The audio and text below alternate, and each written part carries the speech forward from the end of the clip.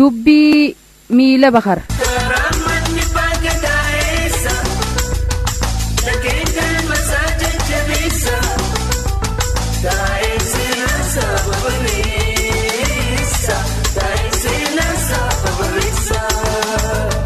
Hogbarruu asoosamaa seena qabeessa.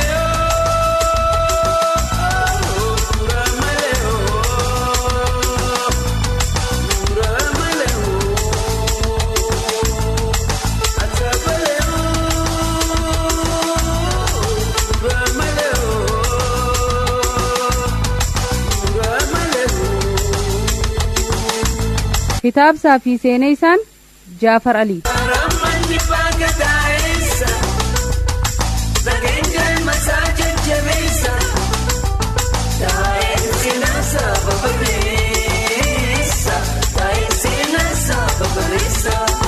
Dubbii miila bakar.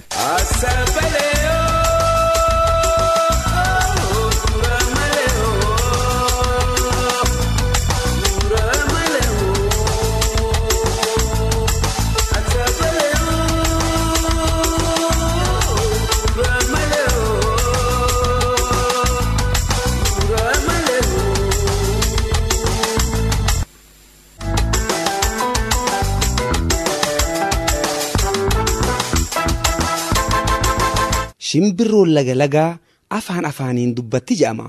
Arraatasii ilaalanii tan laga kamii akka taate beekuun ni danda'ama.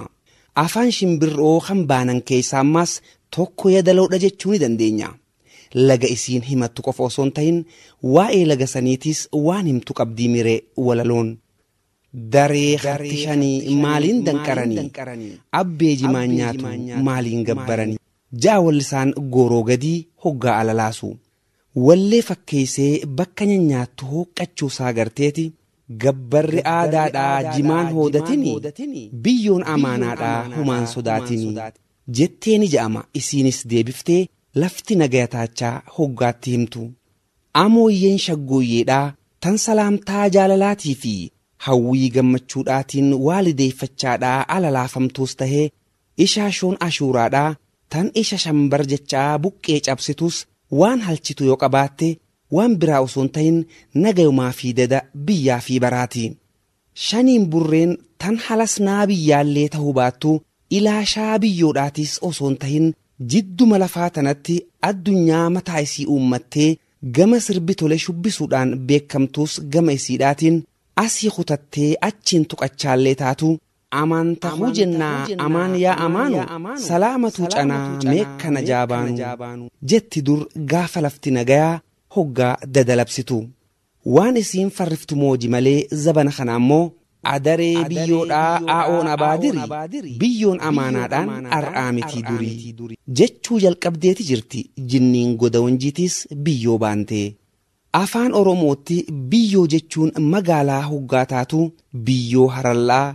Biyyoo awwaalleetii fi biyyoo haraabaa jechuunis wanni himtu yoo jiraatte arranjiin malee duriif magaalummaa lafa saniiti.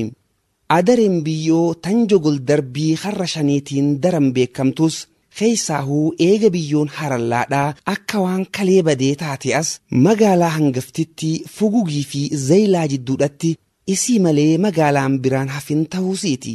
Ga'ee jettiin adareen. Ga'ee jechuunis ifiifuu afaan adareedhaatti magaaluma hoggaa ta'u walumaa galattuu ga'e usu warra magaalaa ga'e sinaan afaan magaalaadhaatii fi ga'e aadaa magaalaa akka jechuudhaatti beekaman jiruudhaa fi jiraattonni achi keessaatis walumaanuu. Amiir Abdullaahis eega arabni bahee booda achi keessatti isaaniif amiirticha maayyii hoggaa ta'u akkuma amiirota isa duraa hundatti inninis aadaa leellisuu daran hooda jabee amantiidhaa waan ta'eef yeroon hojii isaatis waytii salaataatiin hornogamtii jechuun ni danda'ama. Barii isaa ka'eeti subii salaatee mana deebi'a. Orraafatee hiigaan seeneeti zuurii salaatee magas gaaritti deebi'a. Hasha boodaas hiigaan bobbaheeti asrii salaatee magas gaaritti deebi'a. Maghriibaa fi ishaa'ii jidduttis takka mana deebi'eeti ilaaloo hundarrattuu askariin waardiyaadhaa ramadamuudhaa fi harti shanan danqaramtee qulfiin dhufuu mirkaneeffata. 15 akka arraatis akkuma aadaa isaatti amirgaar masgiidaa fi hiigaan jidduu daddeebi'aa ooleeti eega makhriiba salaateen booda jidduutti ilaaloo 24 irrattuu waardiyaan ramadamuudhaa fi harti 5 danqaramtee qulfiin dhufuu mirkaneeffachuudhaaf takka manatti as deebi'e. Waardiyaan ramadamuu qofa osoo hin ta'in eenyufaa akka taanis mirkaneeffateeti harti 5 danqaramuu gaafate. Waardiyootarraa deebisaa dhabnaan garuu aareeti Qalachaach jee Amiir Abdullaahi joollee manaa baane. Joollee deeraa keessaa as oriituu fi inni alaa ol seenuus balbala irratti wal afaan dhufaniiti bari gooytaan dhufuu gaafate. Khaabboo harra 5 ta'uusaati bari gooytaan haganama banee galgala danqaru. Hin dhufne jennaaniin daranuu aareeti ol seenee gidiirna dabaarra taa'ee gidaara hulaa cinaa daawwachuu seene. Wanni inni daawwatu ammoo aflaalaa ufaa, hamaatmoot, meekaak, waskan baay'ee fi ixaan mudaayifaa hanqindii fi qartahee osoo caanceeffamuu akka meeshaa dukkaanaatti gubbaarraa gaditti gidaara guutee mul'atu kana osoo hin ta'in shikaala misbaaraa kan hulaa gama deeraa aantu duubaati. Kan qulfiin harra 5 itti fannifamtu. Mucaa deeraadhaa as bahee xiitna dabaarra taa'u tokkoon lakkaa'u je'eeti. Ahad, koot, shiisht, harat je'ee dhaabbate mucaan. Akha Je'eeti ifiif lakkaa'u seene amirtichi. Ahad Je'ee jalqabeeti. Harat Je'ee usenninis akkuma mucaatti. 4 malee takkan jirtu qulfiin. Waldi Je'eeti Maktuuta dej je'eeni lambaa mooraa baanee itti ibsatee qulfiin hin galin tam akka taatee addaan baafachuudhaaf. Waldi Jechuun isaa mucaa yaamuudhaaf tahullee sagaleen amiirtichaa immoo tan nagayaa akkan tahin hubataniiti batachaa dhufan waardiyootni hulaa duraa. Amiirticha mana guutee loluu fi joollee baareedee ija qulum gootu garraan rifataniiti harka maratanii hulaarra jaajjan waardiyoonninis ajaja wahii eeggachuu isaaniiti silaa. Ajaja osoo hin ta'in garuu gaafiidhaatu dhihaatee fi amiirticharraa.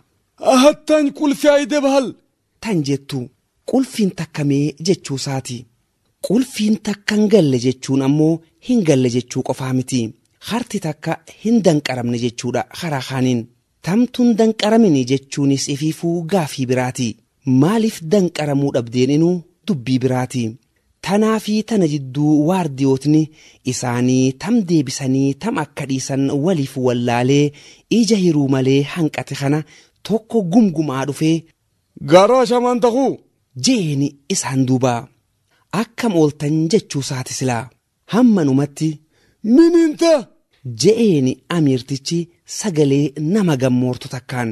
Kunis daranuu gugateeti isaa bakka seenuu dhabe kana waardiyaa harraa ta'uusaa itti himnaan. Ayigaa barinta Je'eeni amiirtichi harra tamirraa akka dhufe gaafachuudhaaf. Asmaaddiin barii Jennaaniin daranuu akka bakakkaadhaatti itti iyyeeti qulfiin maaliif akka turte gaafate amiirtichi. Waardichinis tanumaaf jecha ergamee dhufuusaa himeeti keessummichi halaalaayin dhufe ji'u tokko seenu malee jennaan haa seenuu fi hin seeninii addaan baafachuudhaaf dhufuusaa ibseefi. Mineenaanta Je'eeni amiirtichi namticha baanee nama akkam akka ta'e gaafachuudhaaf. Luuqii halan ilaal Je'eeti dhaamsa qabaachuusaa itti hime. Bakki irraa dhufees mudhii bulee tahuu itti himnaan. Esboo Je'eeti birbiranii akka naqan ajajee ishaayiidhaaf masgiidatti achi deebi'e amiirtichi. Amiir Abdullaahi borumtiis waytuma dur hujii seenutti hiigaany seenee isaa amiir iraaz uffatee himaamaa xuusha fakkeeysee amiir nadabaa gubbaa taa'ee tasbii lakkaa'u doogin shaashii fi bari gooytaa waziir amaan ta'uu jechaa itti ol seenan. Waziir akka bari gooytaadhaatti haabboo harra 5 waan ta'eef dhuftisaa waan haaraa miti. Guyyatti marraa 2 ganamaa fi galgala amiirticha duratti dhihaatee oolmaa guyyaadhaatii fi bultii halkanii waan gabaasuuf ammaas dhuftisaa tanumaafi. Har'aas wanni haaraa inni yoo jiraatte eda keessummicha tokko saniifuu hayyama amiirtichaatiin ol naquu isaanii qofa.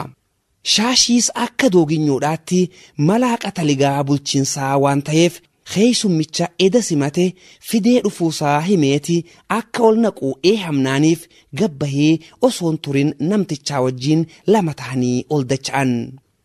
Namtichi xocheen qaama haphatu kan dabbasaan filfillooyti tokko hoggaa doogin shaashii wajjiin ol seenee amiirticha dura dhaabbatu erga rama akkasii qabaachuu baatullee akka biftisaa himtuttu warra gammoojjii kan aduun dhiiga xuuxxe yowaahuu mil'arrii namaa kan amnite sooftee morgoggeessite fakkaata.